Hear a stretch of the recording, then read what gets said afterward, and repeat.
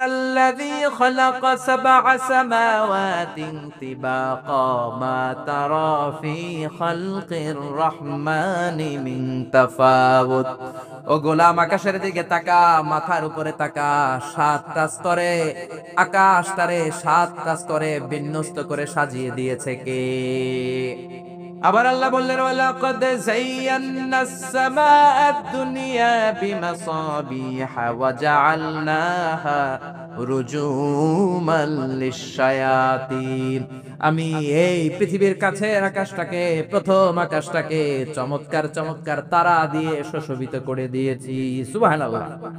এই যে খালি চোখে উপরের দিকে যে আপনারা তাকান, তাকালে যেটা দেখা যায় এটা কি আকাশ? কথা বলেন না, এটা আকাশ না, এটা মহাশূন্য। এটা কি? জোরে বলেন, এটা কি? স্পেস, ফাদা। এটা মহাশূন্য। আপনি উপরের দিকে তাকালে যেটা দেখেন এটা প্রথম আকাশের মহাশূন্য। কথা খেয়াল করে বুঝতে হবে।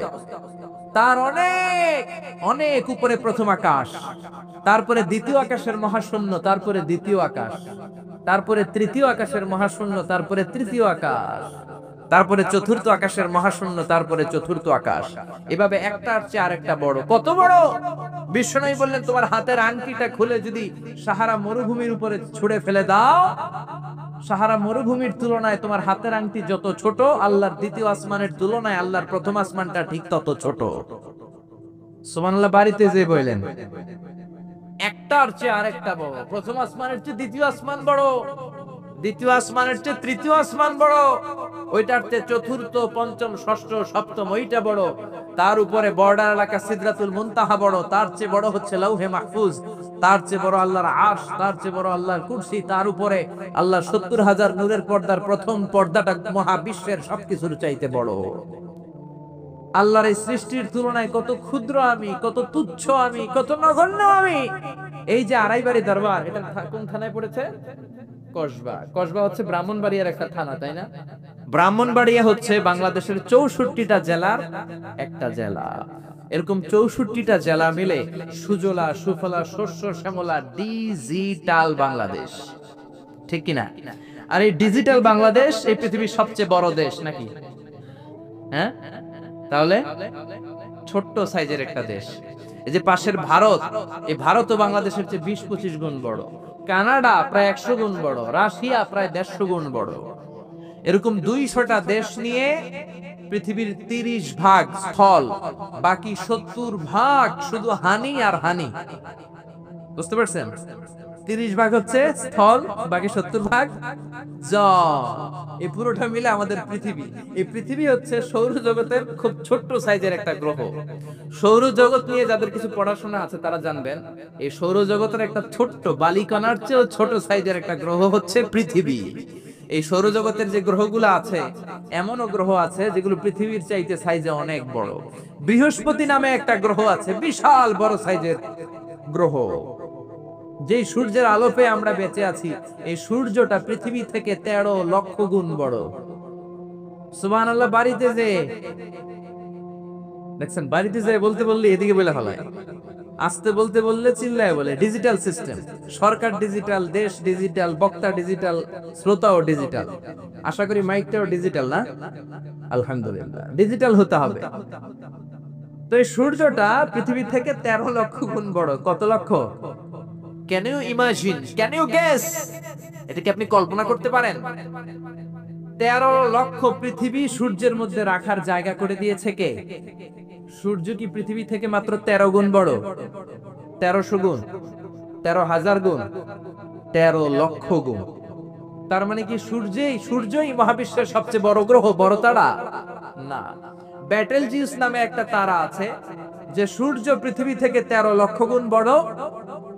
ওই ব্যাটেলজিউস তারা আবার ওই সূর্যের চেয়ে ৩৩ কোটি গুণ বড়।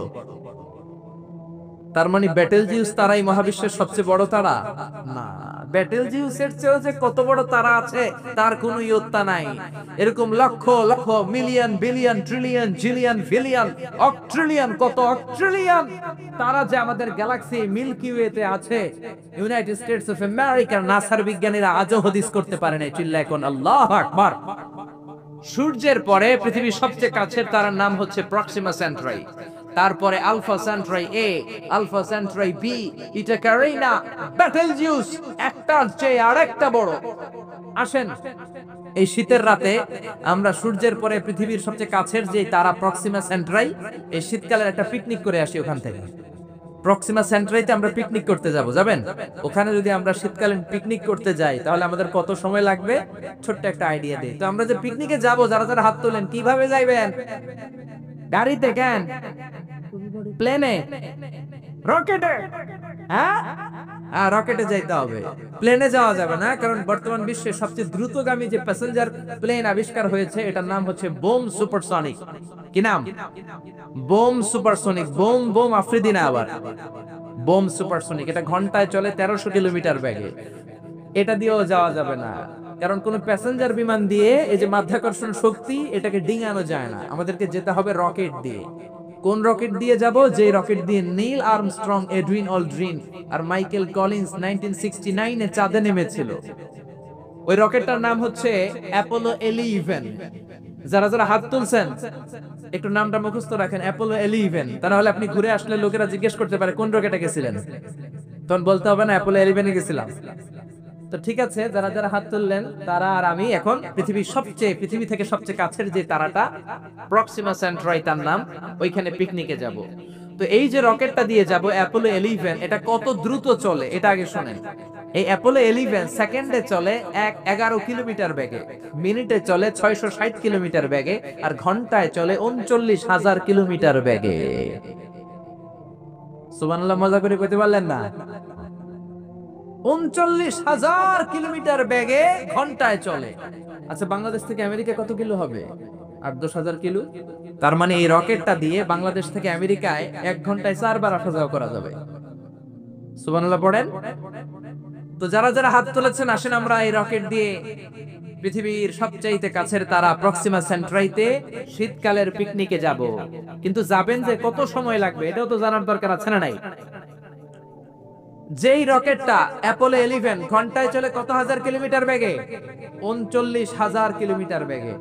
39,000 কিলোমিটার বেগে ছোটে এরকম একটা রকেট দিয়ে যদি পৃথিবীর সবচেয়ে কাছের তারায় আমরা পৌঁছতে চাই, আমাদের 1,15,000 বছর লেগে যাবে। কেন ইমাজিন? আপনি কল্পনা করতে পারেন যে রকেটটা ঘন্টায় ছুটবে আপনাকে নিয়ে 39,000 কিলোমিটার বেগে, ওই রকেটটা দিয়ে পৃথিবীর সবচেয়ে কাছের যে তারাটা, ওইটাতে পৌঁছতে আমাদের 1,15,000 বছর লেগে যাবে। তার মানে আল্লাহ যদি বলে যা আজারি কি আর করবি, তোর যখন এত শখ হয়েছে, যারা যারা হাত তুলছে তোরে আর ওদেরকে আমি 1,15,000 বছর হায়াত দিয়ে দিলাম। তা আমরা যদি যাইতে শুরু করি, বাকি যারা হাত তোলে নাই এরা মরে ভূত হয়ে যাবে। শুধু এরা না, এদের নাতিপুতিও মরে শেষ, আমাদের নাতিপুতিও শেষ। সবাই মরতে মরতে মরতে মরতে 6,000 প্রজন্ম, 6,000 জেনারেশন যখন মরে ভূত হয়ে যাবে, তখন আমাদের ওই তারার মধ্যে নামার সময় হবে। সুবহানাল্লাহ কইবেন না? গ্রিক সভ্যতার সময়কালে গ্রিকদের একটা সভ্যতা আছে, নাম শুনছেন না? গ্রিক সভ্যতা, মিশরীয় সভ্যতা, মেসোপটেমিয়াম সভ্যতা, ইনকা সভ্যতা, মহেঞ্জোদারো সভ্যতা, চিচেন ইৎজা সভ্যতা।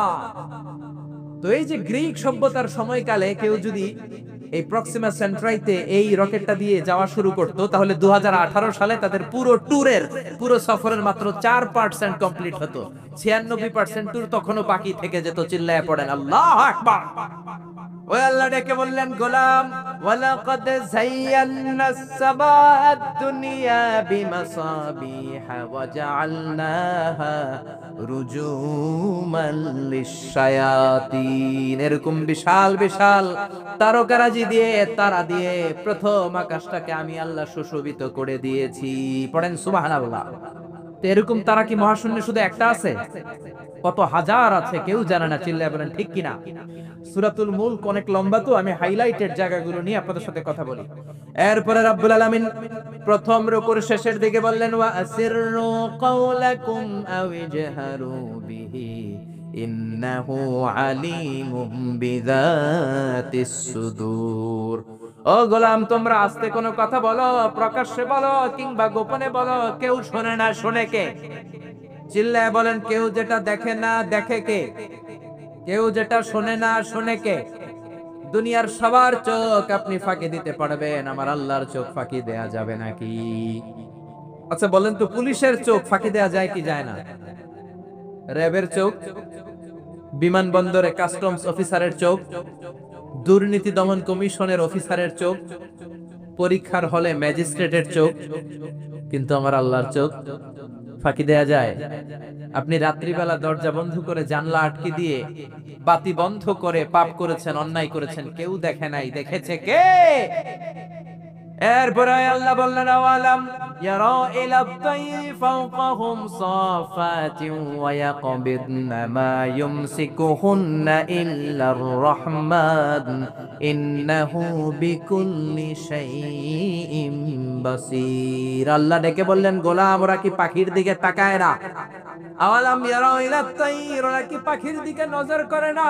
ফাওকাহুম সাফাতিন ওয়া ইয়াকবিদ, যেই পাখিগুলো ওদের মাথার উপর দিয়ে উড়ে বেড়ায়, যেই পাখিগুলো ওদের মাথার উপরে ডানাগুলো মেলে দেয়, আবার ডানাগুলো ঝাপটে জমিনের মধ্যে নেমে আসে, ওরা কি পাখির দিকে তাকায় না? কেউ যদি পাখি নিয়ে গবেষণা করে সে নাস্তিক হতে পারে। আপনি যদি পাখি নিয়ে রিসার্চ করেন আপনি নাস্তিক হতে পারবেন না। এজন্য আল্লাহ তাআলা পবিত্র আল কোরআন আল কারীমের অনেক জায়গায় পাখির কথা বললেন, পাখি দিয়ে আল্লাহ দৃষ্টান্ত দিলেন। সুলাইমান আলাইহিস সালামকে আল্লাহ তাআলা একটা স্পেশাল পাখি দিলেন, ওটার নাম হচ্ছে হুদহুদ। 1000 মিটার উপর থেকেও তার এই পাখির চোখে মেগাপিক্সেল এত বেশি ছিল, জমিনের দিকে নজর করেই জমিনের কত ফুট নিচে মিষ্টি পানি আছে এই পানির সন্ধান সে সুলাইমান নবীকে দিয়ে দিত। সুবহানাল্লাহ পড়েন। কত কিসিমের, কত ধরনের, কত রং বেরঙের পাখি যে আল্লাহ পৃথিবীতে বানিয়েছেন তার কোনো ইয়ত্তা নেই। হামিংবার্ড নামে একটা পাখি আছে, নর্থ আমেরিকাতে পাওয়া যায়, পৃথিবীর সবচেয়ে ছোট্ট সাইজের পাখি। এটা যখন প্রাপ্ত বয়সে পৌঁছে এই পাখিটার সাইজ হয় মাত্র 3 ইঞ্চি। কয় ইঞ্চি? পৃথিবীর সব পাখি সামনের দিকে উড়ে, আর এই হামিংবার্ড সামনেও যেমনি উড়ে পিছনের দিকে উঠতে পারে। সুবহানাল্লাহ কইলেন না? এই পাখিটা প্রতি সেকেন্ডে তার পাখা ঝাপটায় 80 বার। কয়বার? আমি আপনি আমাদের হাতগুলো 1 সেকেন্ডে ঝাপটাতে পারবো কয়বার? 4 বার, সবচেয়ে বেশি হলে 5 বার। আর এই পাখিটা প্রতি সেকেন্ডে তার ডানা ঝাপটায় 80 বার। চিল্লায় এখন সুবহানাল্লাহ। আলপিন সুইফট নামে একটা পাখি আছে, সাউথ ইউরোপের আল্পস পর্বতমালার পাশে এই পাখিগুলো পাওয়া যায়। গোটা বিশ্বে এটাকে সুইফট বার্ড বলে, সুইফট বার্ড। এই সুইফট বার্ড একবার শূন্যে উড়াল দেওয়া শুরু করলে 8 মাস উড়ন্ত অবস্থায় থাকতে পারে। আবার কোন প্রয়োজনে পৃথিবীতে নেমে আসে, আবার উড়াল দিলে আবার 8 মাস, আবার নেমে আসে, আবার উড়াল দিলে আবার 8 মাস। সুবহানাল্লাহ পড়েন। হোমা বার্ড নামে একটা পাখি আছে, যে পাখিটা উড়ন্ত অবস্থায় ডিম পেড়ে দেয়, আর ওই ডিম জমিনে পড়ার আগেই উড়ন্ত অবস্থায় শূন্যে থাকতে ওই ডিম ফুটে বাচ্চা বেরোয়, ওই বাচ্চাও আবার শূন্যে উঠতে শুরু করে দেয়। এজন্য রব্বুল আলামিন বলেন, আওয়ালাম ইয়ারা ইলা তাইরি ফাওকাহুম সাফাতিন ওয়া ইয়াকবিদনা মা ইউমসিকুহুন্না ইল্লার রহমান ইন্নাহু বিকুল্লি শাইইন বাসীর। নাস্তিকগুলো কি পাখির দিকে নজর করে তাকায় না? কেমন করে তাদের উপর দিয়ে পাখাগুলো মেলে দিয়ে তারা উড়ে বেড়ায়। সাফাতিন ওয়া ইয়াকবিদনা, পাখাগুলো ডানাগুলো মেলে দেয়, আবার ডানা ঝাপটায়। এই পাখিগুলোকে শূন্যে কেউ ধরে রাখে নাই, ধরে রেখেছে একজন, তিনি হলেন আমার আল্লাহ। তিনি কে? এই যে পাখিগুলো শূন্যে উড়ন্ত অবস্থায় থাকতে পারে, ওদেরকে শূন্যে উড়ন্ত অবস্থায় রাখলো কে? জোরে বলেন কে? ছোট্ট হাঁসের বাচ্চা পৃথিবীতে আসার সাথে সাথে কেমন করে পানিতে সাঁতার কাটে? কে এই হাঁসের বাচ্চারা শিখালো যে তোর ডানা ঝাপটাতে হবে, পা নাড়াতে হবে? শিখালো কে? গাভীর পেট থেকে বাছুর বের হয়ে গাভীর ওলানের মধ্যে ঢু মারে, কে ওরে শিখালো ওই জায়গায় ঢু দে, ওখানে ঢু মারলেই তোর রিজিক বেরোবে? কে শিখালো? সুবহানাল্লাহ কইতে মন চায় না?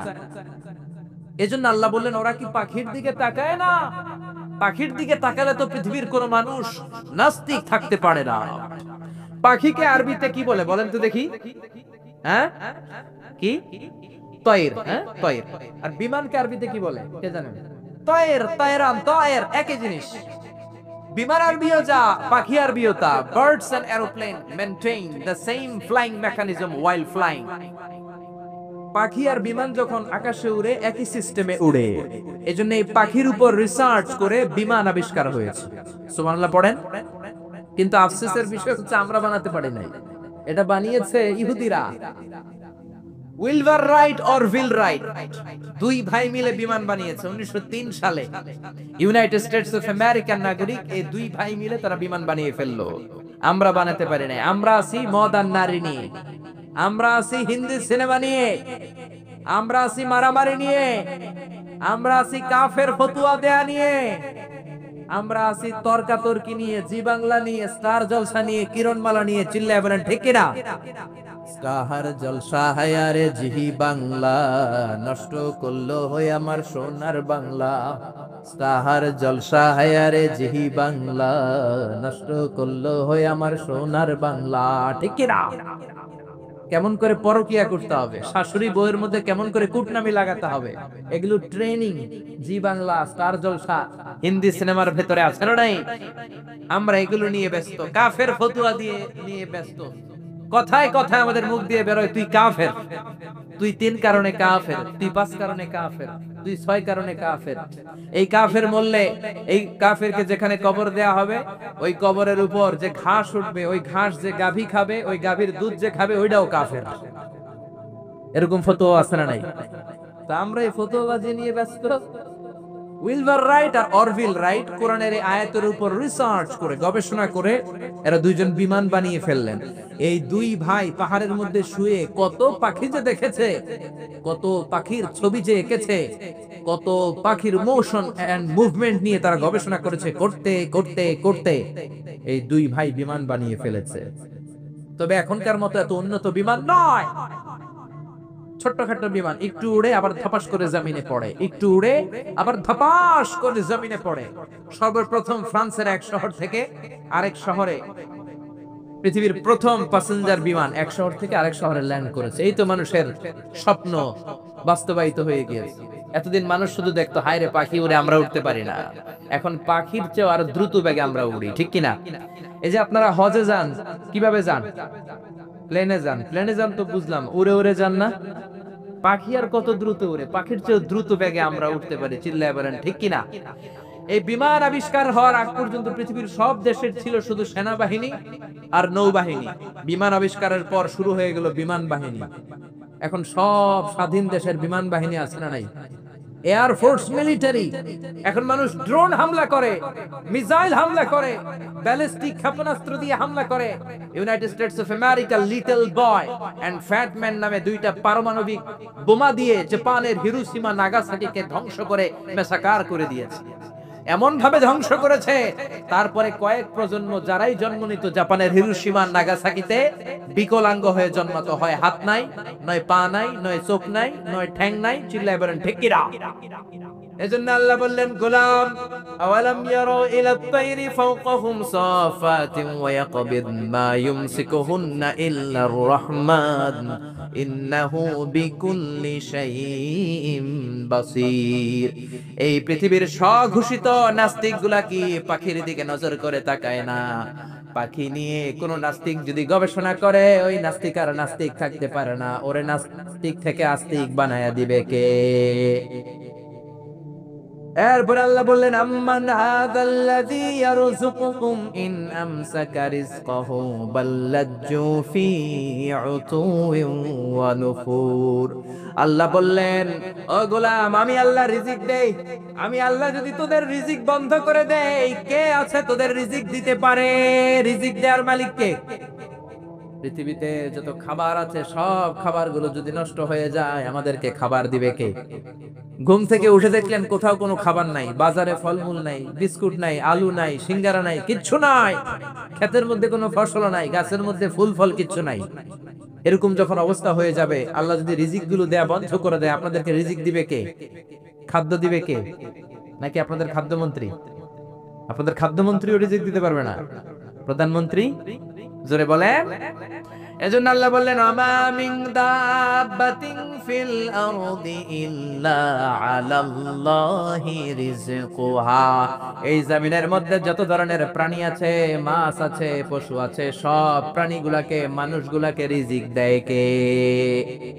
তিমি মাছগুলো সকালবেলা সাগরের এই মাথা থেকে ওই মাথা যায় খালি পেটে, বিকেলবেলা পেট ভর্তি করে তিমি মাছটারে ফিরায় দেয় কে? বাবুই পাখি সকালবেলা বাসা থেকে খালি পেটে বের হয়ে যায়। বাবুই পাখির পেট ভর্তি করে বিকেল বেলায় বাসায় ফিরিয়ে দেয় কে? রিকশাওয়ালা সকালবেলা আল্লাহর নাম নিয়ে খালি পকেটে রিকশা নিয়ে বের হয়ে যায়। বিকেল বেলা রিকশাওয়ালার পকেট ভর্তি করে রিকশাওয়ালাকে বাড়িতে ফিরায় দেয় কে? এজন্য রিজিক দেওয়ার মালিক একজন, তিনি কে? চিল্লায় বলেন না, তিনি কে? আল্লাহ ছাড়া কেউ রিজিকের ব্যবস্থা করতে পারে না। সাইয়েদনা সুলাইমান আলাইহিস সালাম ছিলেন গোটা বিশ্বের বাদশা। চারজন বাদশা যারা গোটা বিশ্বকে শাসন করেছে, এই চারজনের দুইজন হচ্ছে মুমিন, দুইজন কাফের। কাফেরের একজন হচ্ছে নমরুদ, আরেকজন হচ্ছে বাখতানাসার। এই বাখতানাসারকে ইংরেজিতে বলে Nebuchadnezzar the second. He was the constructor of the hanging garden of Babylon. ব্যাবিলনের শূন্য উদ্যানের নির্মাতা। এই দুইজন কাফির শাসক গোটা বিশ্বের বাদশা ছিল। আর মুমিন ছিল দুইজন, একজন সাইয়েদনা সুলাইমান আলাইহিস সালাম, আরেকজন হচ্ছে যুলকারনাইন। কোন সুবহানাল্লাহ। তো সুলাইমান আলাইহিস সালাম আল্লাহর জলিল কদর পয়গম্বর, আল্লাহরে বললেন, আল্লাহ তুমি আমার গোটা বিশ্বের বাদশা বানালা, আমি চাই একদিন আমি গোটা বিশ্বের সব মানুষ, প্রাণী আর মাছগুলোকে লাঞ্চ খাওয়াবো। লাঞ্চ কি খাওয়াবো? লাঞ্চ বুঝেন তো আপনারা? লাঞ্চ মানে কি? দুপুরের খাবার। আচ্ছা, তো সাইয়েদনা সুলাইমান আলাইহিস সালাম ইচ্ছা পোষণ করলেন, আল্লাহ এই বর্ণনাটা মিনাল ইসরাইলিয়াত, ইসরাইলি বর্ণনা, কিন্তু বর্ণনা করা যাবে, সমস্যা নাই। ওয়া হাদিসু আন বানি ইসরাইল ওয়ালা হারাজ, সমস্যা নাই, এটা আমাদের কোরআন বা হাদিসের কোন আয়াতের সাথে কন্ট্রাডিক্ট করে না, এজন্য বর্ণনা করা যায়। তো সাইয়েদনা সুলাইমান বললেন, আল্লাহ গোটা বিশ্বের সব প্রাণীকুল, পশুকুল, পক্ষীকুল, মৎস্যকুল, মানবকুল, জিনকুল, সবাইকে আমি একবেলা কি খাওয়াবো? সবাই বলেন, কথা বলেন না। লাঞ্চ খাওয়াবো, দুপুরের খাবার। সবাই বলেন কি খাওয়াবে? দুপুরের খাবার খাওয়াবো। আল্লাহ বললেন, no, it's not your duty man, it's not your job. Sulaiman, এটা তোমার কাজ না, এটা আমার কাজ, তুমি পারবা না। সাইয়েদনা সুলাইমান বললেন, আল্লাহ লেট মি ট্রাই, আমার একটু চেষ্টা করতে দেন না, আমার মনে বড় শখ, গোটা বিশ্বের বাদশা আমারে বানায় দিলেন, গোটা বিশ্বের প্রেসিডেন্ট করে আপনি আমাকে সিলেক্ট করলেন, আমি যদি একবেলা সবারে মেহমানদারি করাইতে পারতাম, আমার কলিজাটা ঠান্ডা হয়ে যেত। সুলাইমান আলাইহিস সালাম জোরাজুরি করতে শুরু করলেন, আল্লাহ রাজি হয় না, সুলাইমান নবীও ছাড়েন না। পরে সুলাইমান আলাইহিস সালামের জোরাজুরির কারণে আল্লাহ বললেন, ওকে ট্রাই করে দেখো পারো কিনা। সাইয়েদনা সুলাইমান আলাইহিস সালামের অনুসারী ছিল জিনেরা। জিনেরা ওনার কথা শুনতো, সব জিনদেরকে নিয়ে বসালো, জিনদের সাথে গোল টেবিল বৈঠক। জিনের বাদশারে বলল, জিনের বাদশা, আমি গোটা বিশ্বের সব মানুষগুলোকে একদিন দুপুরের খাবার খাওয়াবো। যাও সাগরের পাড়ে 40 কিলোমিটার জায়গার মধ্যে খাবারের আয়োজন করো। জিনের বাদশা বিশাল বিশাল ডেক পাতিল নিয়ে সমস্ত জিনদেরকে নিয়ে রান্না বান্নার কাজ শুরু করলো। আফ্রিকার জঙ্গল থেকে আস্ত আস্ত গরুগুলোকে এনে ফ্রাই করতে আরম্ভ করলো, হরিণগুলোকে রোস্ট করতে আরম্ভ করলো, সাগরের তিমি মাছগুলোকে ভুনা করতে শুরু করলো, আকাশের বড় বড় পাখিগুলোকে রোস্ট করতে শুরু করলো। 40 কিলোমিটার ব্যাপী জায়গা নিয়ে খাবার তৈরি করা হচ্ছে, কারণ সাইয়েদনা সুলাইমান আলাইহিস সালাম গোটা বিশ্বের মানুষকে, গোটা বিশ্বের প্রাণীগুলোকে একদিন দুপুরের খাবার খাওয়াবে। তো 40 কিলোমিটার জায়গার মধ্যে খাবারের আয়োজন করা হলো। সাইয়েদনা সুলাইমান আলাইহিস সালাম বললেন, রান্না করতে থাকো। করতে করতে বিশাল রান্নার স্তূপ, বিরিয়ানির স্তূপ, খিচুড়ির স্তূপ, পোলাওয়ের স্তূপ, রেজালার স্তূপ, ঝাল গরুর মাংসের স্তূপ, কোরমার স্তূপ, সব কিছুর স্তূপ করা হলো। ফল মূল মাছ মাংস এনে স্তূপ করা হলো 40 কিলোমিটার এরিয়া নিয়ে। কয় কিলোমিটার? সবাই বলেন কয় কিলোমিটার? সব যখন রান্না শেষ, চলে এলো সেই মহেন্দ্র ক্ষণ, সেই মহেন্দ্র দিন, যেদিন তিনি আপ্যায়ন করাবেন। সাইয়েদনা সুলাইমান আলাইহিস সালাম উদ্বোধনী ভাষণ দিবেন, মানে উদ্বোধন করবেন। খাবার উদ্বোধন করা লাগবে না, এটা তো গোটা বিশ্বের মানুষ খাবে, মহাবিশ্বের সব প্রাণী খাবে। উনি উদ্বোধনী বাক্যে বললেন, আমি বেশি কিছু বলতে চাই না। মাছেরা লাইন ধরবে সাগরের এই দিক দিয়ে, পাখিরা লাইন ধরবে ডান দিক দিয়ে, মানুষ লাইন ধরবে বাম দিক দিয়ে, জিনেরা লাইন ধরবে সামনে দিয়ে, আর বনের পশুরা লাইন ধরবে জঙ্গলের এই দিক দিয়ে। লাইনে লাইনে আসো, তোমাদেরকে খাবার দেয়া হবে সকাল থেকে সন্ধ্যা পর্যন্ত, যার যত মনে চায় পেট ভর্তি খাবার দেয়া হবে। ইন দ্য মিন টাইম সাগরের ভেতর থেকে এক বিশাল আকৃতির তিমি মাছ আ করে ডেকে বলল, সুলাইমান, আমি লাইন টাইন মানি না। কি মানি না? তুমি তোমার উদ্বোধনী বক্তব্যে বলেছো লাইন ধরে খাবার নিতে হবে, আমি লাইন টাইন মানি না। আমার পেটে প্রচন্ড ক্ষুধা, ক্ষুধার জ্বালায় আমি মরতে বসেছি। আমি লাইন মানি না, খাবার দাও। সাইয়েদনা সুলাইমান আলাইহিস সালাম বললেন, আমি নবী মানুষ, আমি বেলাইন করতে পারি না। সাইয়েদনা সুলাইমান বললেন, আমি লাইন ছাড়া খাবার দিতে পারি না। তিমি মাছ বলে, আমি লাইন মানি না, আমার পেটের ভেতরে এত ক্ষুধা, ক্ষুধার জ্বালায় আমি মরে যাচ্ছি। তোমার এই মেহমান খানায় এসে খাবারের অভাবে আমি যদি তিমি মাছ মারা যাই, কিয়ামতের দিন আল্লাহ তোমারে ছাড়বে না রে সুলাইমান। সুলাইমান আলাইহিস সালাম পড়ে গেছে বিপদে। হায় হায়, আসলে যেটা যদি মরে যায় তাহলে তো সমস্যা, ব্যাড রেকর্ড হয়ে যাবে, ঠিক কি না? তো উনিও লাইন মেনটেন করতে বলতেছেন, তুমি মাসও লাইন মানবে না, বেলাইন। কিছু লোক আছে এরকম, পুলিশ দাঁড়ায় আছে, র‍্যাব দাঁড়ায় আছে, ওর মধ্যে বেলাইন করে ফেলায়, আছে না নাই? তিমি মাস বলে, আমি লাইন টাইন মানি না। তো সুলাইমান আলাইহিস সালাম বললেন, ঠিক আছে, সবার জন্য লাইন, শুধু এইটার জন্য বেলাইন। উনি ঘোষণা দিলেন, যাও এটারে খাবার দাও। তো তিমি মাছ বলল, সুলাইমান, আমি এই যে আমার মুখটাকে, বিশাল মুখটাকে হা করে রেখেছি, আমার মুখের ভেতরে জিন্দারকে বলো খাবার ঢুকায় দিতে, যতক্ষণ না আমার পেট ভরবে আমি হা করে থাকবো, চিল্লায় কোন আল্লাহু আকবার। সাইয়েদনা সুলাইমান আলাইহিস সালাম ভাবলেন, বিশাল একটা আস্ত গরুর রোস্ট যদি ঢুকায় দিই তাহলেই তো শেষ, কেল্লা ফতে, ঠিক কি না? সাইয়েদনা সুলাইমান বললেন, যাও আফ্রিকার জঙ্গলের যে গরুগুলো রোস্ট করেছো, একটা রোস্ট এই তিমি মাছের পেটের ভেতরে ঢুকিয়ে দাও। জিনের বাচ্চা যে রোস্ট ঢুকায় দিছে, ওইটা হা করেই আছে। সাইয়েদনা সুলাইমান বললেন, কয়েকটা খাসি মেরে দাও। খাসি মেরে দেয়া হলো, এটা হা করে আছে। কয়েক বস্তা বিরিয়ানি মেরে দাও, মেরে দেয়া হলো। বললো, আরো 10টা গরু ঢুকায় দাও, হা করে আছে। আরো 50টা খাসি ঢুকায় দাও, হা করে আছে। আরো কয়েক হাজার তিমি মাছ রোস্ট করে ঢুকায় দাও, ঢুকায় দিতেছে। খাবার যত আছে দিতে শুরু করলো। ইন দা মিন টাইম 1 কিলোমিটারের খাবার শেষ। সুবহানাল্লাহ কইবেন না? তিমি মাছ বিশাল বড় হা করে বসে আছে সাগরে। জিনের বাদশা খাবার দিতে লাগলো। 1 কিলোমিটার শেষ, 5 কিলোমিটার শেষ, 10 কিলোমিটার শেষ, 20 কিলোমিটার শেষ, 30 কিলোমিটার শেষ, 40 কিলোমিটার শেষ। এখনো তিমি মাছের মুখ হা করা আছে না নাই? সাইয়েদনা সুলাইমান সিজদায় পড়ে গেলেন, আল্লাহর ডেকে বললেন, মাবুদ রে, আমি বুঝতে পারি না আসলে রিজিক দেওয়ার মালিক আমরা না, গোটা বিশ্বের সবাইকে খাওয়ানোর ক্ষমতা আমার নাই, রিজিকের মালিক একজন, তিনি কে? তিমি মাছ ডেকে বলে, ও সুলাইমান, প্রতিদিন রব্বুল আলামিন 3 লোকমা খাবার আমারে খাওয়ায়, 3 লোকমা খাবার সাগর থেকে আমাকে সংগ্রহ করে দেয়। তুমি যে 40 কিলোমিটারের সব খাবারগুলো আমার পেটের ভেতরে ঢুকিয়ে দিয়েছো সুলাইমান, আল্লাহর 3 লোকমা খাবারের 1 লোকমার সমানও হয় নাই। আরো আস্তে কোন সুবহানাল্লাহ।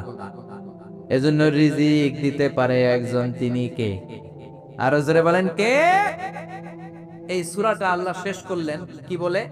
কুল আরাআইতুম ইন আসবাহা মাউকুম গাওরান ফামান ইয়াতিকুম বিমাইম মাইন। বলো দেখি সবে, শুকাইয়া যদি যায় এই পৃথিবীর পানি, তাহলে হেথায় তটনির ধারা কে দিবে সবারে আনি? চিল্লায় পড়েন আল্লাহু আকবার। একদিন ঘুম থেকে উঠে যদি দেখেন টিউবওয়েল চাপছেন, পানি নাই, নদীর মধ্যে পানি নাই, ট্যাপ ছেড়ে দিলেন, ট্যাপ থেকে কোনো পানি নাই, আপনার পানির ব্যবস্থা করে দিবে কে? কেউ করে দিতে পারবে আল্লাহ ছাড়া? একটু কল্পনা করেন না, আগামীকালের সকালটা, ঘুম থেকে উঠলেন, মুখ ধুবেন, টয়লেট করবেন, ফ্রেশ হবেন, ট্যাপে পানি নাই, টিউবওয়েলে পানি নাই, বাজারে মিনারেল ওয়াটারও নাই, কোথাও পানি নাই, কি করবেন? পানি দেওয়ার মতো কেউ আছে? জোরে বলেন। এজন্য পানির মালিক কে? জোরে বলেন। এই পানি দিয়ে আল্লাহ আবার শাস্তিও দেয়। পানির অপর নাম যেমনি জীবন, আবার পানির অপর নাম হচ্ছে মরণ। চিল্লায় বলেন ঠিক কিনা? সাইয়েদনা নূহ আলাইহিস সালামের উম্মতকে এই পানি দিয়ে, প্লাবন দিয়ে আল্লাহ শেষ করে দিয়েছেন। চিল্লায় বলেন ঠিক কিনা? এজন্য পানির মালিক আল্লাহ। পানি চাইতে হবে শুধুমাত্র কেবলমাত্র একজনের কাছে, তিনি কে? নাকি বৈশাখীর কাছে চাবেন? নাকি ইন্দ্রদেবের কাছে চাবেন? হিন্দুরা পানি চায় ইন্দ্রদেবের কাছে, কার কাছে? আর আমরা চাই বৈশাখীর কাছে। আপনি যাবেন, আপনার ছেলে মেয়েগুলো যাবে, আপনার বিবির পেটে 2 মাসের ছোট্ট একটা বাচ্চা, এখনো রক্ত মাংস মানুষ হয় নাই, এতটুকু গোশতের টুকরা, ওই বাচ্চাটা মনে হয় যাবে না? যাবে? দুনিয়াতে আসেই তো নাই, যাবে কেমনে? আসবে, যতদিন হায়াত পাওয়ার পাবে তারপরে যাবে। চিল্লায় বলেন ঠিক কিনা? কিন্তু আমাদের লাইফস্টাইল দেখলে মনে হয় আমরা মরবো না। 1000 বছর বাঁচার জন্য আমরা এসেছি। শুধু আমরা বলি সবকিছু আমার, আমার, আমার বাড়ি, আমার গাড়ি, আমার এলাকা, আমার দাপট, এগুলো বলতে আমরা খুব পছন্দ করি। চিল্লা এখন ঠিক কিনা? কেমন করে আপনার বাড়ি, যেই বাড়িটারে আমার বাড়ি বলে আপনি ঘোষণা দেন, আপনার বাবা যখন এই বাড়িতে থাকতো আপনার বাবাও বলতো বাড়িটা আমার বাড়ি, বলতো না? আপনার দাদা যখন এই বাড়িতে থাকতো দাদাও বলতো এটা আমার বাড়ি। দাদার দাদার দাদা যখন এই বাড়িতে থাকতো উনিও বলতো আমার বাড়ি। আপনি মরে গেলে আপনার ছেলে দাবি করবে আমার বাড়ি, ছেলে মরলে নাতি বলবে আমার বাড়ি, নাতির নাতির নাতিও যখন এই বাড়িতে থাকবে সেও বলবে আমার বাড়ি। বাড়ি একটা, দাবিদার কতজন চিন্তা করেছেন? পরের জায়গা পরের বাড়ি, ঘর বাঁধিয়ায় আমি রই, আমি তো সেই ঘরের মালিক নই। পরের জায়গা পরের বাড়ি, ঘর বাঁধিয়ায় আমি রই, আমি তো সেই ঘরের মালিক নই। ঠিক কিনা? এজন্য এই দুনিয়াটা হলো ট্রানজিট পিরিয়ড।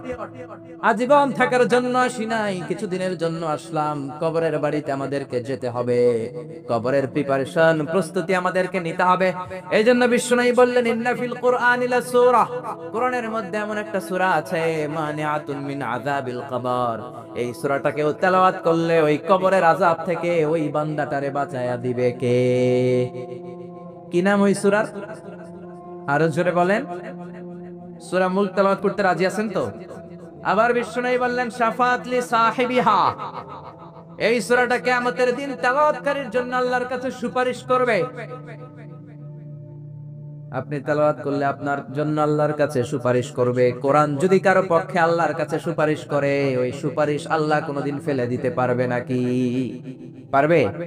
মাননীয় অর্থমন্ত্রী যদি মাননীয় প্রধানমন্ত্রী শেখ হাসিনার কাছে কোনো বিষয়ে সুপারিশ করে, শেখ হাসিনা এটাকে রিজেক্ট করতে পারবে? ফেলে দিতে পারবে?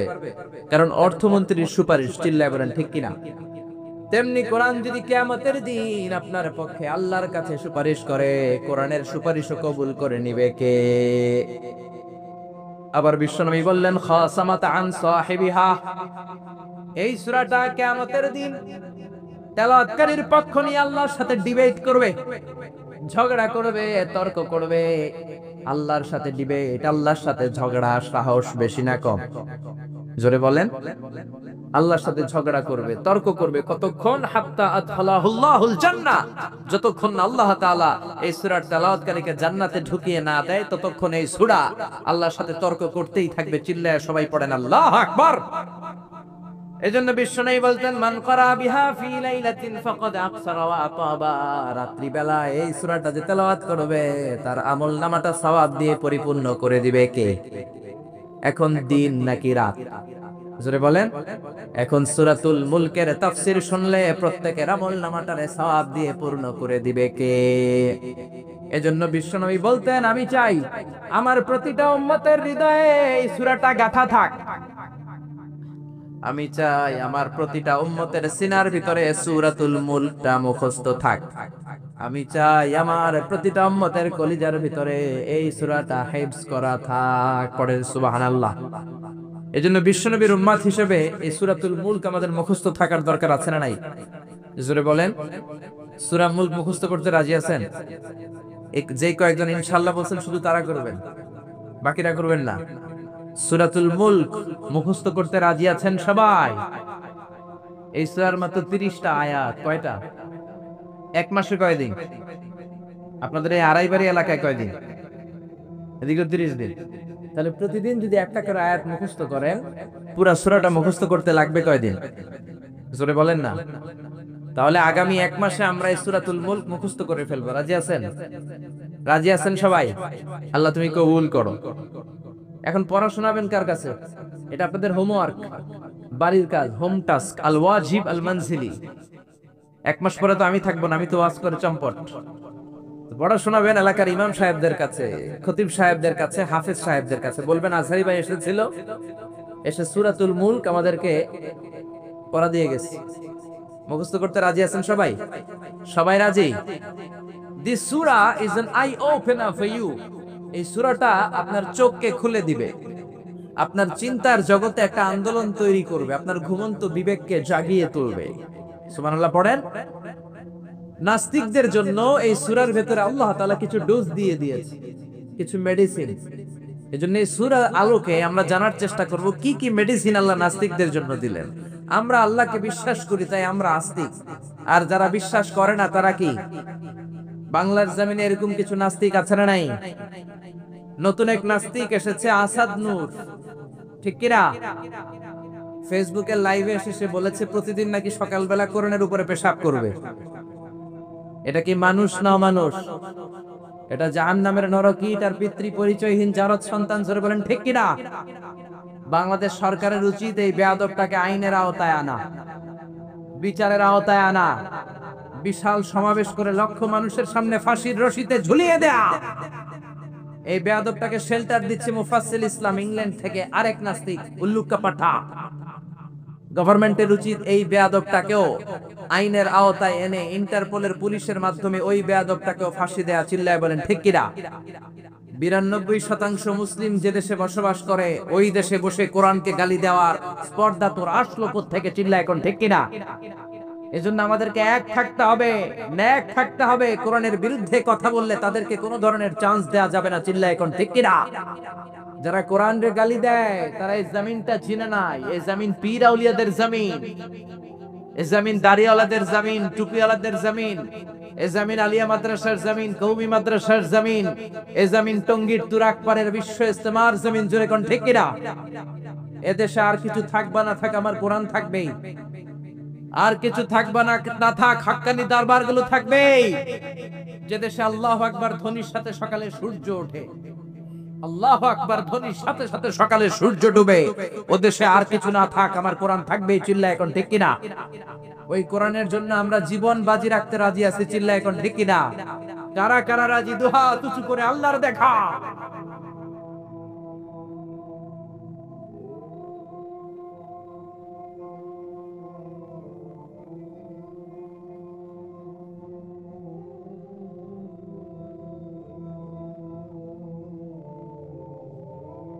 আল্লাহ কোরআনের জন্য ভালোবাসাকে তুমি কবুল করে নাও।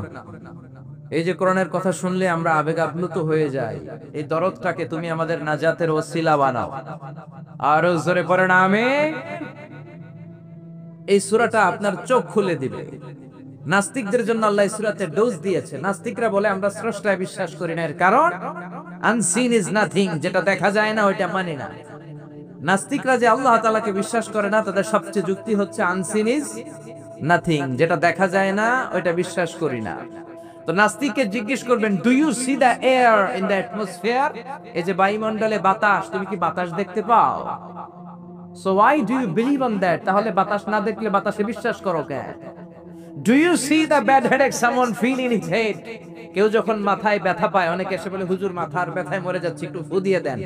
ওর যে মাথায় ব্যথা আমি কি দেখতে পাচ্ছি? কথা বলেন। So why do you believe on that? তাহলে বিশ্বাস করো কেন? আরে মেয়ে, তুমি তো তোমার নিজেরই দেখো না, নিজের স্রষ্টারে দেখবা কেমন করে? আমরা কি আমাদের চোখ দেখতে পাই আয়নার সাহায্য ছাড়া? জোরে বলেন। আমি কি আমার চোখ দেখতে পাচ্ছি? আপনারা আপনাদের চোখ দেখতে পাচ্ছেন? আপনারা আমারটা দেখতেছেন, আমি আপনাদেরটা দেখতেছি, কিন্তু আমরা কি আমাদেরটা দেখতে পাচ্ছি? সামনে আয়না না ধরলে আমরা আমাদের চোখ দেখি না। আপনি কি আপনার পিঠ দেখেছেন আয়নার সাহায্য ছাড়া? জোরে বলেন। আরে আয়না এনে দিলেও তো পিঠ দেখতে গেলে ঘাড় ভেঙে যাওয়ার সম্ভাবনা আছে। চিল্লা এখন ঠিক কিনা? এজন্য আল্লাহ ডেকে বলে, গোলাম আমারে দেখা যায় না। লা তুদরিকুল আবসার ওয়া হুয়া ইউদরিকুল আবসার ওয়া হুয়াল লাতীফুল খাবীর। পৃথিবীর কোন চোখ আমি আল্লাহরে দেখে না, আমি আল্লাহর চোখ পৃথিবীর সবাইরে দেখে। ঠিক কি না? এজন্য আমারে দেখা যায় না। আমার সৃষ্টির দিকে নজর করে তাকা, আমার সৃষ্টির ভেতরে আমি আল্লাহর নিদর্শন আছে না নাই? কক্সবাজারে যান, the longest sea beach in the world, পৃথিবীর সবচাইতে বড় সমুদ্র সৈকত বাংলাদেশে দিয়ে দিয়েছে কে? 155 কিলোমিটার। এই সাগরের সামনে যখন দাঁড়াবেন, সাগরের ঢেউ তর্জন গর্জন যখন আপনার চোখে পড়বে, সাগরের দিকে তাকালে আপনি বুঝতে পারবেন এই সাগরেরও একজন স্রষ্টা মালিক আছে না নাই? পাহাড়ের দিকে নজর করলে বুঝবেন পাহাড়ের একজন স্রষ্টা আছে। মরুভূমির দিকে যদি তাকান আপনি বুঝতে পারবেন এই মরুভূমির একজন স্রষ্টা আছে। ঝর্ণার দিকে নজর করলে বুঝবেন এই ঝর্ণারও একজন মালিক আছে না নাই? ঝরনা ঝরনা ঝরনা রে, বলনা বলনা বলনা রে, কার বিরহে পাগল পাড়া তুই। কার মিলনে ফুল ফসলে ভরার তোর দুকুল বই, কার মিলনে ফুল ফসলে ভরার তোর দুকুল ভুই। ঝরনা ঝরনা ঝরনা রে, বলনা বলনা বলনা রে, কার বিরহে পাগল পাড়া তুই। পড়েন আল্লাহু আকবার। ঝর্ণার দিকে যদি তাকান অন্তরের চোখ নিয়ে, আপনার অন্তর আপনাকে সায় দিবে, বলে দিবে যে এই ঝর্ণা এমনি এমনি তৈরি হয় না, এই ঝর্ণারও একজন স্রষ্টা আছে না নাই। এজন্য নাস্তিকদের জন্য আল্লাহ সূরাতে ডোজ দিয়েছেন। কুফা নগরীতে এক নাস্তিক ছিল, সে বলে আমি স্রষ্টাকে মানি না, যদি কেউ আমার সামনে এসে প্রমাণ করে দিতে পারে যে স্রষ্টা বলে একজন কেউ আছে, আমি মেনে নিব। কুফার লোকেরা বলল ইনদানা ইমাম ইসমুহু নু'মান ইবনে সাবিত, আমাদের একজন ইমাম আছে তার নাম নু'মান, উনি আমাদের ইমাম, আল ইমাম আল আযম আবু হানিফা। সুবহানাল্লাহ পড়বেন না? সবাই বললে তুমি নাস্তিক, তোমার ইমামে আযম আবু হানিফা নু'মান ইবনে সাবিত, উনি বুঝাইয়া দিতে পারবে যে স্রষ্টা বলে একজন আছে। নাস্তিক বলে কই তোদের ইমাম, নিয়ে আয়। সময় দেয়া হলো জুমার নামাজের পরে দুপুর 2টায় কুফার একটা ময়দানে সাইয়েদনা ইমাম আবু হানিফা আর নাস্তিক একসাথে তর্ক করবে, ডিবেট করবে। সাইয়েদনা আবু হানিফা উনি আল্লাহর পক্ষে আর নাস্তিক আল্লাহর বিপক্ষে। তো যেদিন তর্কের ডেট করা হলো, হাজার হাজার মানুষ এসেছে, ওই নাস্তিকও এসেছে, আসে নাই শুধু ইমাম আবু হানিফা। 2টার দিকে এসে সবাই বসে আছে, আসে না। 2:30 বাজে, আসে না। 3টা বাজে, আসে না। 3:30 আসে না। 4টার দিকে দৌড়ায় আসছে। নাস্তিক বলে যেই লোকের সময় জ্ঞান নাই ওই লোকের সাথে কোনো তর্ক নাই। কথা শুনতেছেন? মনোযোগ আছে না গেছে? যার সময়ের জ্ঞান নাই তার সাথে তর্ক নাই। ইমাম আবু হানিফা বললেন ইনদি উযর, আমার ওজর আছে, আই হ্যাভ এক্সকিউজ। কি এক্সকিউজ আছে? আবু হানিফা বলতে শুরু করলেন, আমি যখন ঘর থেকে বের হয়ে যাই, আমার বাড়ির সামনে বিশাল একটা নদী পড়ে যায়, এই নদীটা পার হয়ে আসতে হয়। আজকে যে দেখি নদীর সামনে কোনো মানুষ নাই, কোনো নৌকা নাই, কেউ নাই। নদীর পাশেই বিশাল বড় একটা গাছ। হঠাৎ দেখলাম এমনি এমনি গাছটা কেটে 2 ভাগ হয়ে গেল। এমনি এমনি গাছ থেকে তক্তা বেরোয় জোড়া লেগে গেল। করাত ছাড়া, মিস্ত্রি ছাড়া কাঠগুলো অটোমেটিক্যালি লেগে লেগে নৌকা হয়ে গেল। মাঝি ছাড়া, লগি ছাড়া, বৈঠা ছাড়া এই নৌকাতে আমি উঠে বসলাম, নৌকা আমাকে নিয়ে টান দিয়ে সা করে নদীর উপারে নিয়ে গেল। এই প্রসেসিংটা হতে আমার 2 ঘন্টা সময় লেগেছে। কয় ঘন্টা? নাস্তিক কয় তবে ইমাম গাঞ্জা খাইছে, গাঞ্জা। তোদের ইমাম গাঁজা খেয়েছে অথবা গত রাতে ঘুমায় নাই। সাইয়েদনা ইমাম আবু হানিফা বললেন এমন কথা বলেন কেন? নাস্তিক বলে মানুষ ছাড়া, করাত ছাড়া, মিস্ত্রি ছাড়া গাছ এমনি এমনি 2 ভাগ হয়ে যায় নাকি? এমনি এমনি তক্তা জোড়া লেগে যায় নাকি? কাঠের পিস গুলো জোড়া লেগে লেগে নৌকা হয়ে যায় নাকি? মাঝি ছাড়া, লগি ছাড়া, বৈঠা ছাড়া নদীর এপার থেকে নৌকা কাউকে নিয়ে ওপারে চলে যায় নাকি? ইমাম আবু হানিফা বললেন now you are on the right track, এই তো আপনি লাইনে চলে আসছেন, এখন আপনার বোঝানো সহজ হবে আমার।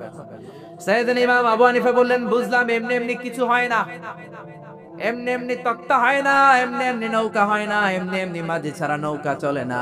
তাহলে আকাশটা কেমন করে এমনি এমনি হলো? জমিনটা কেমন করে এমনি এমনি হলো? মহাশূন্য কেমন করে এমনি এমনি হলো? নভমণ্ডল ভূমণ্ডল কেমন করে এমনি এমনি হলো? কার ইশারায় সাগর বয়ে যায়, কার ইশারায় ঝর্ণা চলে? চিল্লা এখন সুবহানাল্লাহ। নাস্তিক বলে তাই তো, এইভাবে তো আমি ভেবে দেখি নাই, আসলেই তো আমি একটা উল্লুক্কা পাঠা, আমি তো চিন্তা করি না এইভাবে। নাস্তিক বলে ও ইমাম, আপনি আমার ঘুমন্ত বিবেককে জাগিয়ে দিয়েছেন, আমার চোখ আপনি খুলে দিয়েছেন, আর দেরি করার দরকার নাই, আপনি আমারে পড়িয়ে দেন লা ইলাহা ইল্লাল্লাহু মুহাম্মাদুর রাসূলুল্লাহ সাল্লাল্লাহু। এজন্য সূরার ভিতরে নাস্তিকদের জন্য কিছু মেডিসিন দিয়েছে কে? আরো জোরে সবাই বলেন কে? সূরার নাম আরো জোরে সবাই বলেন না, কি নাম? সূরা মুলক। মুলক মানে ক্ষমতা, মুলক মানে কি? মুলক মানে পাওয়ার, মুলক মানে অথরিটি, মুলক মানে সভরেনিটি। আল্লাহ শুরু করলেন তাবারাকাল্লাযী বিয়াদিহিল মুলকু ওয়া হুয়া আলা কুল্লি শাইইন কাদির। সুমহান সেই সত্তা যার হাতে ক্ষমতা, আর তিনি পৃথিবীর সবকিছু করার ব্যাপারে সক্ষমতা রাখেন। সুবহানাল্লাহ। আল্লাহ শুরু করলেন তাবারাকা দিয়ে, তাবারাকাল্লাযী বিয়াদিহিল মুলক। সুমহান সেই সত্তা যার হাতে ক্ষমতা। ক্ষমতা কার হাতে? সবাই বলেন কার হাতে? নাকি আপনাদের হাতে? আপনারা তো বলেন ক্ষমতা আপনাদের হাতে, বলেন না? জনগণ সকল ক্ষমতার উৎস, বলেন না? এটা রাষ্ট্রীয় কুফুরি। রাষ্ট্র থেকেও কিছু কুফুরি আমাদেরকে শেখানো হয়। এজন্য রাষ্ট্রের সব সিগন্যাল মেনে নেওয়া যাবে না। চিল্লা এখন ঠিক কিনা? জনগণ সকল ক্ষমতার উৎস নয়। সকল ক্ষমতার উৎস হচ্ছে একজন, তিনি কে? একটু খেয়াল করে বুঝে উত্তর দেন। কেমন করে আপনি ক্ষমতার উৎস হন? আপনার যখন পেটে ব্যথা হয়, আপনি বিছানায় গড়াগড়ি খান কি খান না? ডায়রিয়া হলে চিল্লাচিল্লি করেন কি করেন না? তো আপনি না ক্ষমতার উৎস, আপনি চিল্লাচিল্লি করেন কেন? 3 বার ডায়রিয়ার কারণে টয়লেটে গেলে 4র্থ বার আর চেহারার দিকে তাকানো যায় না। 5 বার বাথরুমে গেলে বাইরে একা আই আর হাইতান্ন আই মরি যাইম। তো হাইতান্ন কিল্লাই? আপনার ক্ষমতার মালিক। ডায়রিয়া হলে আপনি টয়লেট থেকে বের হয়ে বলবেন আমি ক্ষমতার মালিক, এই জন্য আমার ডায়রিয়া হয়েছে। আসলে আমরা ক্ষমতার মালিক নই। ক্ষমতার মালিক একজন, তিনি কে? আমরা হলাম সবাই দুর্বল। ওয়া খুলিকাল ইনসানু দাঈফা। আমাদেরকে দুর্বল বানিয়ে আল্লাহ তৈরি করেছেন। শুধু আমরাই দুর্বল নই, আমরা দুর্বলের ঘরের দুর্বল। আমরা দুর্বল, আমাদের বাবাও দুর্বল, দাদাও দুর্বল। তার মানে দুর্বলের ঘরের, দুর্বলের ঘরের আমরা তো দুর্বল। রিকশার টায়ার পাংচার হলে আমরা বাজারে লাভ দিয়ে উঠি। লাভ দেন না? আমি কত লাভ দিছি? আমি তো এক জেলা থেকে আরেক জেলায় তাফসীর প্রোগ্রামের কারণে যাওয়া লাগে। তো মাঝ রাতে মাঝে মাঝে ট্রাকের চাকা টায়ার পাংচার হয়ে যায়, তো লাভ দিয়ে উঠি। রিকশাওয়ালারে বলি কিরে, ড্রাইভারে বলি কিরে কিসের আওয়াজ? বলে হুজুর ট্রাকের টায়ার পাংচার হয়ে গেছে। লাভ দিয়ে উঠি। কোনো ক্ষমতা নাই। পিছন থেকে কেউ যদি বলে হুজুর মাহফিলের প্যান্ডেলে সাপ, ফস, খুঁজে পাওয়া যাবে? আপনারা থাকলে আমি দৌড় দিমে এসি বাদিয়া। চাচা আপন প্রাণ বাসা। 3-4টা ভাওয়া ব্যাং যদি কেউ ছেড়ে দেয়, এখানে একটা ওইদিকে একটা ওইদিকে একটা, ব্যাং আর কি লাভ দিবে? তার সে 3 ডবল লাভ দিয়ে আপনারা পালাবেন, ঠিক কিনা? তাহলে আসলে আমাদের কোনো ক্ষমতা নাই। ক্ষমতার মালিক হলো একজন, তিনি কে? এজন্য রব্বুল আলামিন বলেন তাবারাকাল্লাযী বিয়াদিহিল মুলকু ওয়া হুয়া আলা কুল্লি শাইইন কাদির। সুমহান সেই সত্তা যার হাতে ক্ষমতা। ক্ষমতা কার হাতে? আমাদের কোনো ক্ষমতা নাই। আমরা নকল ক্ষমতার মালিক, আসল ক্ষমতার মালিক একজন, তিনি কে? আমাদের যে ক্ষমতা নাই, এটা ভূমিকম্প হইলে টের পাওয়া যায়। রাত 3টার দিকে যখন ভূমিকম্প হয়, সব লোক বিল্ডিং থেকে দেয় দৌড়। ভাড়াটিয়াও দৌড়, বাড়িওয়ালাও দৌড়। কসবা এলাকার বাড়িওয়ালারা মনে হয় দৌড় দেয় না। কথা বলেন। ভাড়াটিয়াও দৌড় দেয়, বাড়িওয়ালাও দৌড় দেয়। চিল্লায় বলেন ঠিক কিনা? রাত 3টায় যখন ভূমিকম্প হয়, পুলিশের প্রধানও দৌড় দেয়। বাস্তবে তো র্যাবের প্রধানও দৌড় দেয়, প্রেসিডেন্টও দৌড় দেয়। শুধু প্রধানমন্ত্রী দৌড় দেয় না। দেয়? আমি কই নাই, কিন্তু আপনারা কইছেন। দোষ আপনাদের, আমার কোনো দোষ নাই। আমি প্রধানমন্ত্রীর কিছু বলি নাই। চাচা আপন প্রাণ বাঁচা। রাতে ভূমিকম্প হলে দৌড় দিতে হয়। চিল্লায় বলেন ঠিক কিনা? 2004 সালে বরিশালে প্রথমে গেলাম বাসে, ফিরে আসতেছি লঞ্চে। নদীর মাঝখানে তুফান, জাহাজ ডুবে যাবে। ওই দিন চিনলাম আল্লাহ কারে কয়। আল্লাহ কেসকো কাতে হে। ওই দিন লঞ্চের শুধু মুসলমানেরাই আল্লাহরে ডাকে নাই, হিন্দুরাও জিকির করছে কার? ওই দিন সবার মুখে একটা জিকির ছিল, লা ইলাহা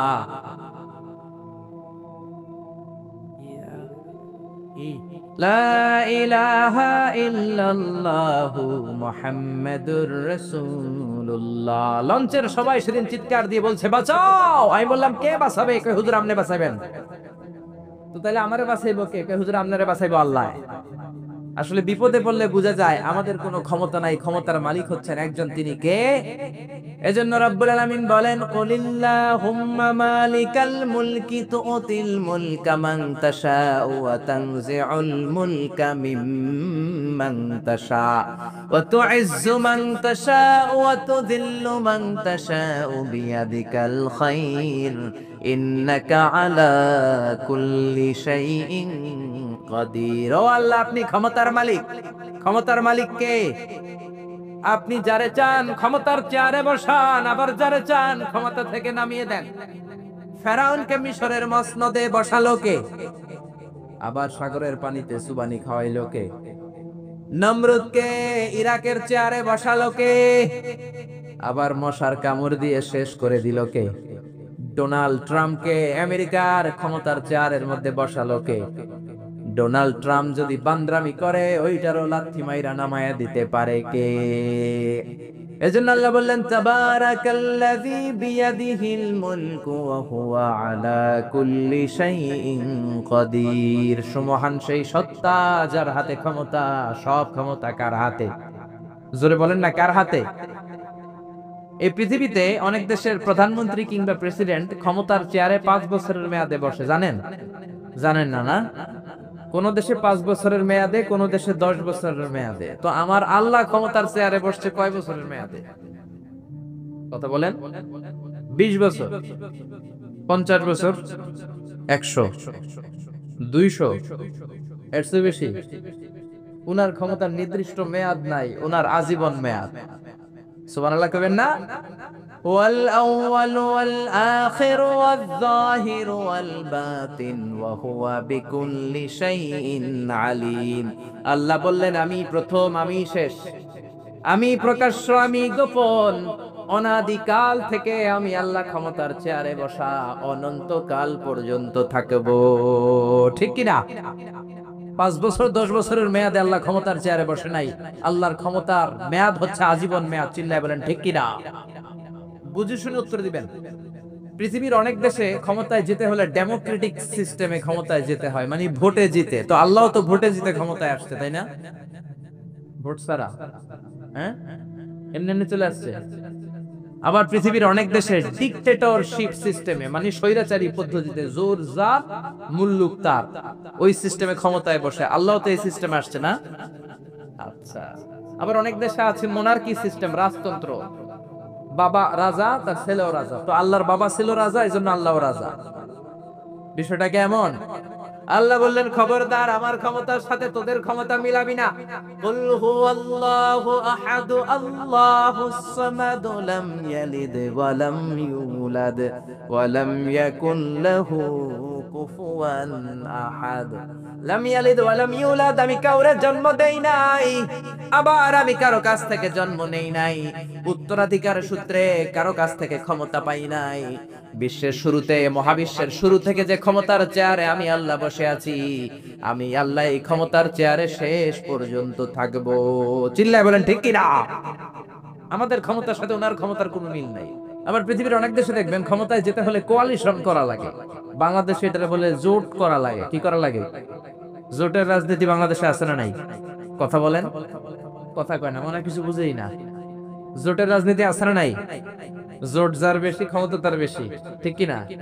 প্রথমে শুরু হলো 4 দলীয় জোট, তারপর 14 দলীয়, তারপর 18 দলীয়, এরপর 20 দলীয়, এরপর মহাজোট, এবার হবে মহাজোট। তো আল্লাহ তো জোট করে ক্ষমতায় আসছে। আল্লাহর জোট করা লাগছে, কোয়ালিশন করা লাগছে। আল্লাহ বললেন, খবরদার, ওয়ালাম ইয়াকুল্লাহু শারীকুম ফিল মুলকি ওয়া কাব্বিরহু তাকবীরা। আমার ক্ষমতায় কোনো অংশীদার দল নাই, আমার ক্ষমতার মধ্যে কোনো শরীক দল নাই, আমার কোনো জোট নাই, আমার কোনো কোয়ালিশন নাই। আমি একাই ক্ষমতার মালিক, আমার ক্ষমতায় ভাগ বসানোর মতো কেউ নাই। জোরে কোন ঠিক কি না?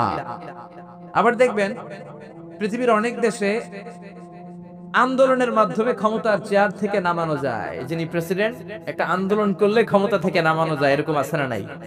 গণ অভ্যুত্থান করতে পারলে, আন্দোলন করতে পারলে ক্ষমতা থেকে নেমে যায়। আমি যখন মিশরে পড়াশোনা করি, মিশরের প্রেসিডেন্ট ছিল হোসনি মুবারক। মিশরে একটা আন্দোলন হলো, ওই আন্দোলনের ঠেলায় হোসনি মুবারক ক্ষমতা ছেড়ে দিতে বাধ্য হলো। তো আমরাও যদি পৃথিবীর সবাই মিলে আল্লাহর বিরুদ্ধে আন্দোলন করি, আল্লাহ ক্ষমতা ছেড়ে দিতে বাধ্য। বুঝে শুনে উত্তর দিয়েন।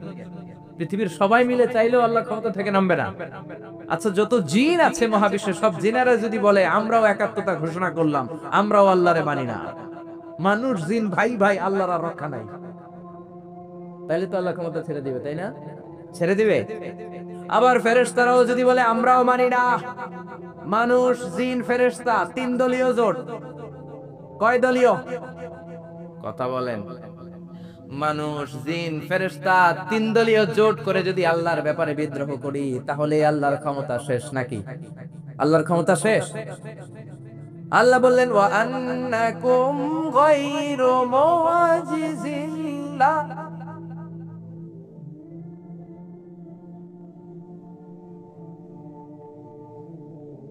খবরদার, গোটা বিশ্বের সবাই মিলে যদি আমি আল্লাহরে পরাস্ত করতে চাও, গোটা বিশ্বের সবাই মিলে যদি আমি আল্লাহর ব্যাপারে বিদ্রোহ করো, আমি আল্লাহর বিরুদ্ধে যদি আন্দোলন সবাই মিলে তোমরা করো, আমার ক্ষমতার এক আনাও তোরা কমাতে পারবি না।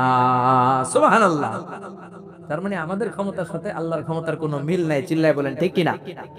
আবার বুঝে শুনে উত্তর দেন। অনেক দেশে দেখবেন রাজার বয়স এত হয়েছে, বয়সের ভারে নুজ্জ হয়ে 70-80-তে পৌঁছে গেছে, কয় আই আর হাইতান্ন, আমি অবসরে যাব, সেলফ রিটায়ারমেন্ট, স্বেচ্ছায় অবসরে যাব। এরকম হয় না? অনেক রাজা, সুলতান, প্রেসিডেন্ট স্বেচ্ছায় অবসরে চলে যায়। তো আল্লাহরও তো অনেক বয়স হয়েছে, এখন আল্লাহর অবসরে যাওয়ার সময় এসেছে। বয়স হয় নাই, এত বছর উনি ক্ষমতা চালায়, এখনো বয়স হয় নাই। উনি ক্লান্ত হয় না? উনার ঘুমে ধরে না? আল্লাহ বললেন খবরদার, লা তাখুযুহু সিনাতু ওয়ালা নাওম, আমার ঘুম নাই, আমার কোনো নিদ্রা নাই, আমার কোনো তন্দ্রা নাই, আমার কোনো ঝিমুনি নাই। ওয়ালা ইয়াউদুহু হিফযুহুমা ওয়া হুয়াল আলিয়ুল আযীম। এই পুরো মহাবিশ্বটা পরিচালনা করতে যে আমি আল্লাহ ক্লান্ত হই না, আমি আল্লাহর তন্দ্রা আসে না, আমি আল্লাহর ঝিমুনি আসে না, আমি আল্লাহর ঘুম আসে না। আমি আল্লাহ একাই মহাবিশ্বের সব ক্ষমতার মালিক। ঠিক কি না? এজন্য আল্লাহ বললেন তাবারাকাল্লাযী বিয়াদিহিল মুলকু ওয়া হুয়া আলা কুল্লি শাইইন কাদির। মহান সেই সত্তা যার হাতে ক্ষমতা। ক্ষমতা কার হাতে? সবাই বলেন না, ক্ষমতা কার হাতে? নাকি আপনাদের হাতে? আর কোনদিন বলবেন জনগণ সকল ক্ষমতার উৎস? আর কোনদিন বলবেন সকল ক্ষমতার উৎস হচ্ছে একজন, তিনি কে? আওয়াজ করে বলতে হবে তিনি কে? আমরা বললাম আল্লাহ, বুঝলাম আপনি ক্ষমতার মালিক, আর কিসের মালিক বলেন?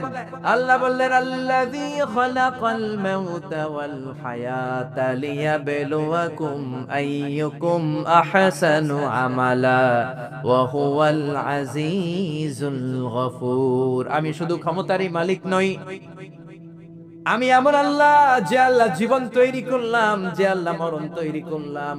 আমি জীবনেরও মালিক, মরণেরও মালিক। আমাদেরকে জীবন দিয়েছে কে? মরণ দিয়েছে কে? আমাদের প্রাণ ভিক্ষা দিতে পারে কে? নাকি আপনাদের রাষ্ট্রপতি? আপনাদের রাষ্ট্রপতি তো নাকি প্রাণ ভিক্ষা দেয়, দেয় না? আরে রাষ্ট্রপতিরে তো প্রাণ ভিক্ষা দিবে আল্লাহ। চিল্লায় বলেন ঠিক কিনা? আল্লাহ বললেন আমি এমন আল্লাহ আল্লাযী খালাকাল মাউতা ওয়াল হায়াতা লিয়াবলুয়াকুম আইয়ুকুম আহসানু আমালা। তোমরা কে কেমন আমল করো এটা দেখার জন্য আমি জীবন বানালাম, মরণ বানালাম, আর জীবন মরণের মাঝখানে তৈরি করলাম রূহ। রূহ তৈরি করলাম। কি তৈরি করলাম? রূহ মানুষ তৈরি করতে পারে না, রূহ তৈরি করতে পারে একজন, তিনি কে? মানুষ কম্পিউটার তৈরি করতে পারে, প্লেন বানাতে পারে, রকেট বানাতে পারে, রোবট বানাতে পারে, সুফিয়া খালারে বানাতে পারে, কিন্তু রূহ বানাতে